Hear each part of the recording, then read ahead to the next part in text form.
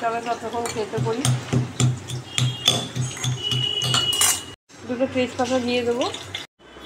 Good morning সবাইকে, স্বপ্নার ব্লকে সবাইকে গুড মর্নিং। দেখো আজকে ভালোই রোদ উঠেছে। দেখো একটু আগে মেঘলা করেছিল আকাশটা, ওদিকটা মেঘলা করে আছে, আর এদিকে ভালোই রোদ লাগছে। এই এখন বর্ষাকালে না, একদিকে মেঘ জমে থাকে, একদিকে বৃষ্টি হয়, একদিকে রোদ ওঠে। তা এই 2-3 দিন বেশ ওয়েদারটা ভালোই আছে।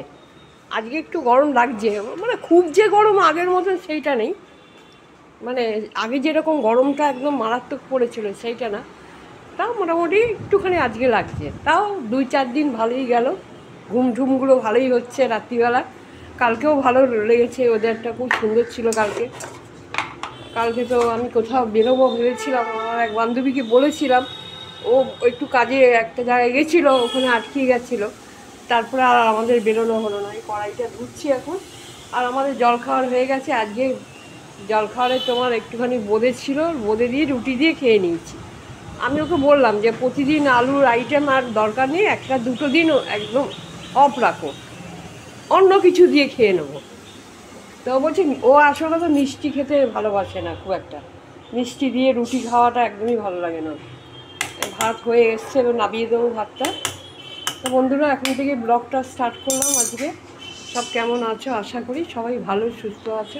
তো চলো এখন আমি কড়াইটা বসাই, ভালো করে ধুয়ে নিই। ধুয়ে আজকে কী করব, বেশি কিছু করব না, টুকটাক রান্না করব। আজকে বৃহস্পতিবার আছে, পুজো হয়ে গেছে, চাল পুজো সবই হয়ে গেছে। এখন শুধু রান্নার ঘরে এলাম, রান্নাটা বসাবো। তো চলো সাথে থাকো, দেখতে থাকো।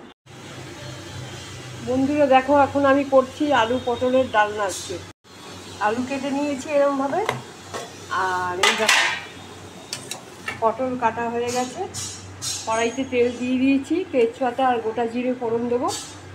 আর এইটা এখন ভাজবো, আলুটা এখন ভাজবো, তারপর পটলটা ভাজবো। ততক্ষণ এই মশলাটা আমি তৈরি করি। এই মশলাটার মধ্যে তোমার কাঁচা লঙ্কা দিয়েছি ছোটো ছোটো করে কেটে, গোলমরিচের গোটা গোলমরিচ আছে, আদা আছে। এটা এখন ভালো করে থেতো করবো।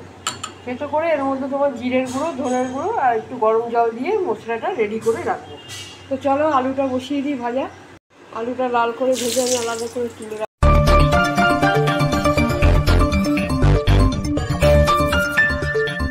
আমি আলুটা ভেজে উঠিয়ে রাখলাম। আবার এইটা এবার পটলটা ভাজবো। পটলটা আমি ভেজে আলাদা করে উঠিয়ে রাখবো। দেখো পটলটা ভাজা করছি, এবার পটলটা ভেজে উঠিয়ে রাখবো। তারপরে কড়াইতে তেল দিয়ে তোমার তেজপাতা গোটা জিরে, তারপরে মশলাটা তোমার দেবো। দেখো আমি পটলটা ভেজে নামিয়ে রাখলাম, আলুটা ভেজে নামিয়ে রাখলাম। এবার কড়াইতে যেই তেলটা ছিল ওইটা দিয়ে আমি করবো রান্নাটা। আমার শুকনো লঙ্কা নেই, আনতাম, আমি দুটো কাঁচা লঙ্কা দিয়ে গোটা জিরে দিয়ে দেবো।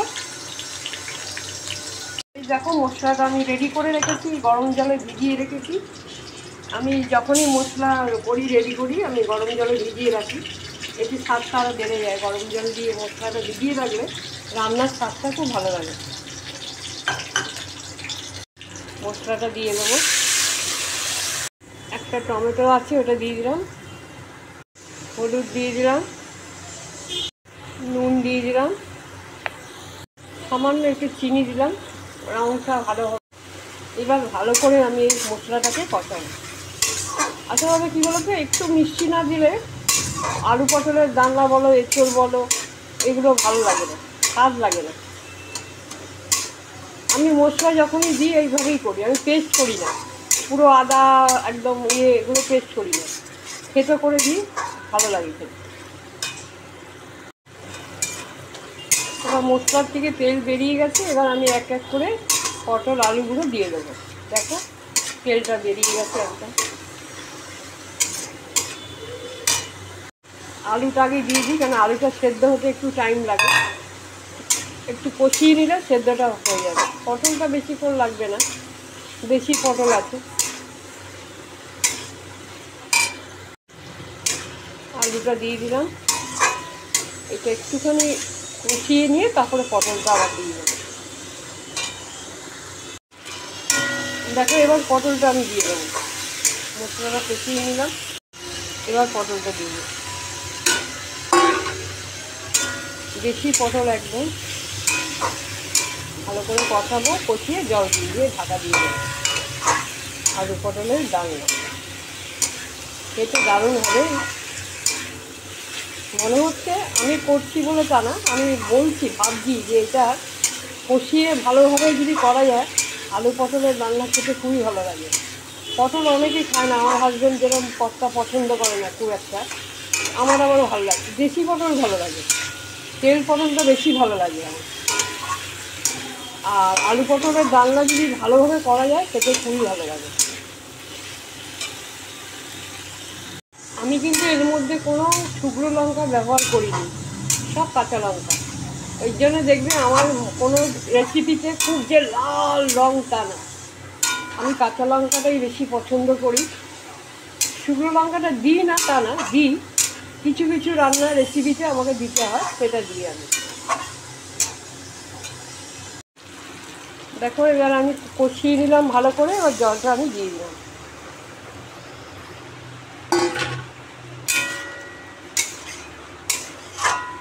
জলটা এর মধ্যে এখন দিয়ে দিই,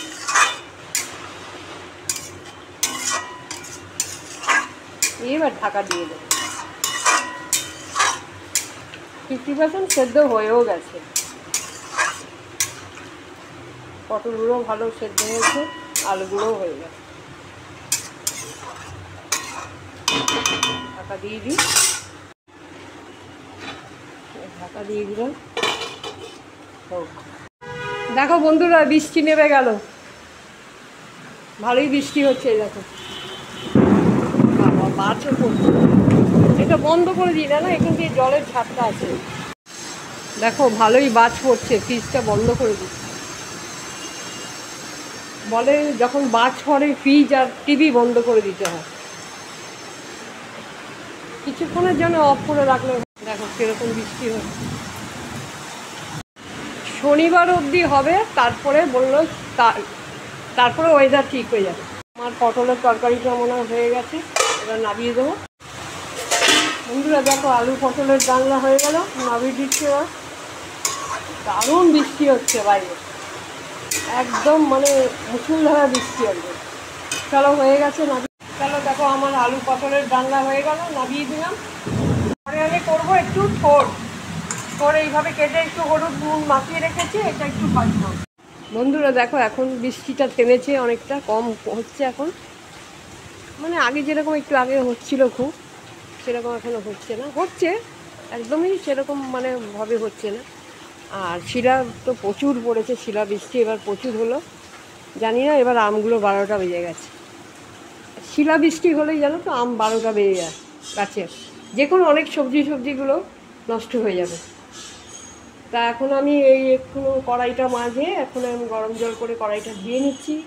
আমি যতবার রান্না করি কড়াই মেজে আবার গরম জল দিয়ে ধুয়ে আবার রান্না বসাই। আর এই দেখো আজকে পার্শে মাছ করবো। এই যে পার্শে মাছ নিয়ে এসছে, অনেক দিন পর বাজারে পেয়েছে, এক ছোটো মাছ একদমই পাওয়া যাচ্ছিল না। তোমরা তো দেখছিলে আমার ব্লকে, কদিন ধরে রুই মাছই খাচ্ছিলাম, তো বললো রুই মাছ তো প্রতিদিনই খাওয়া হচ্ছে, আজকে একটু পার্শে মাছ পেয়েছি, নিয়ে এসেছি। আমরা খুব ভালো করেছো। তো চলো এটা কিছুই না, একটু জিরে ধনে আর কালো জিরে দিয়ে কাঁচা লঙ্কা দিয়ে ঝোল করে নেবো একদম সিম্পলভাবে। তো চলো বসিয়ে দিই, কড়াইটা ভালো করে ধুয়ে নিই গরম জল দিয়ে। চলো মাছ ভাজাটা বসিয়ে দিলাম।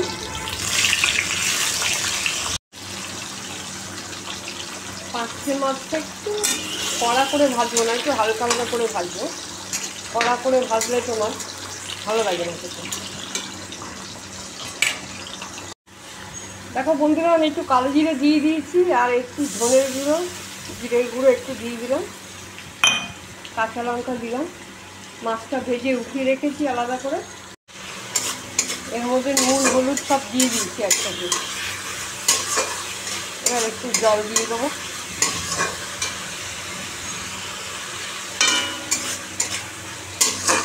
একটু গোলমরিচের গুঁড়ো দিয়েছি,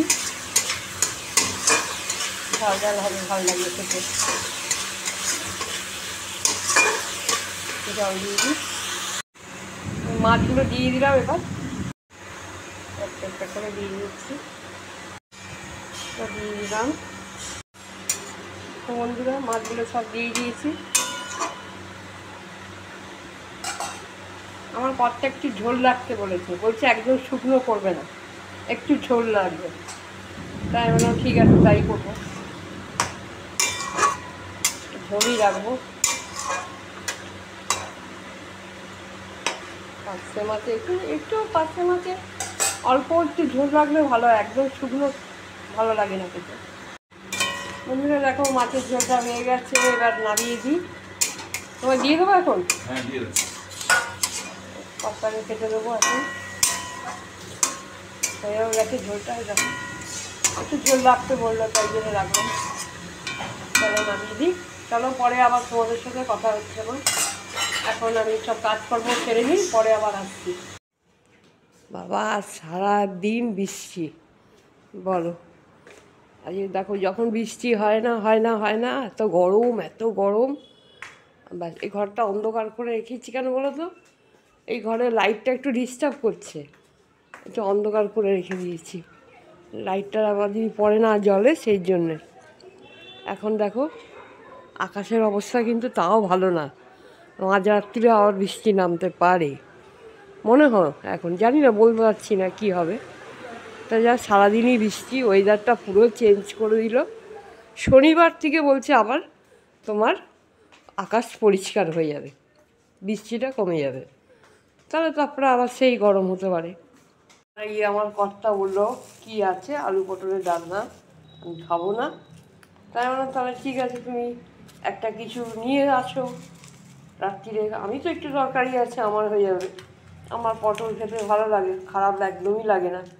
তো দেখি কি নিয়ে এসছে ওই দোকান থেকে, জানি না, আমি ওই ঘরে ছিলাম টিভি দেখছিলাম, ও নিয়ে এসে রেখে দিয়ে ও বাহ। এই দেখো বন্ধুরা এইটা মনে হয় পনির নিয়ে এসছে, পনিরের তরকারি, খারাপ দেয় না।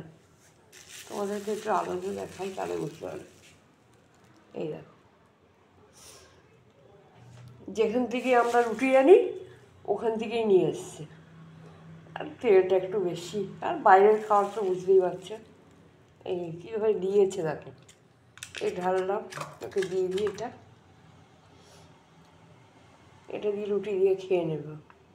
তা কী করবো আমি, আমাকে বললো যে কত বাসন দেখেছো এগুলো সব মাছ বাসন, আমাকে বললো যে আমি তো পটল খাবো না, তাই বললাম তাহলে তোমার জন্য একটু কিছু নিয়ে আসো।